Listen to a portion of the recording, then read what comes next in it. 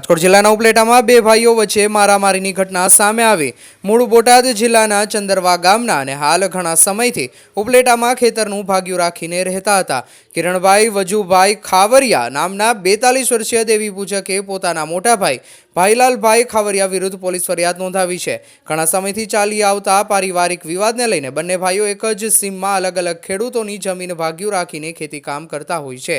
ત્યારે કિરણભાઈ ખાવરિયા ખેતરેથી કોઈ કામસર ઉપલેટા જઈ રહ્યા હોય ત્યારે રસ્તામાં બીજા ખેડૂતનું ભાગ્યું રાખીને રહેતા તેમના મોટા ભાઈ ભાઈલાલભાઈએ કોઈ કારણોસર ઉગ્ર બોલાચાલી કરેલી। આવેશમાં આવીને ભાઈલાલભાઈએ પોતાના નાના ભાઈ કિરણ ખાવરિયાને માથામાં લાકડાનો ધોકો ઝીકી દેતા કિરણ ખાવરિયા લોહી લુહાણ થઈ ગયો હતો। તાત્કાલિક ઉપલેટા કોટેજ હોસ્પિટલ ખાતે ઈજાગ્રસ્તને ખસેડવામાં આવ્યો હતો। પોલીસને જાણ કરાતા ઉપલેટા પોલીસ સરકારી કોટેજ હોસ્પિટલ ખાતે દોડી આવી તપાસ હાથ ધરી હતી। રિપોર્ટર જગમાલ સુવા, ઉપલેટા।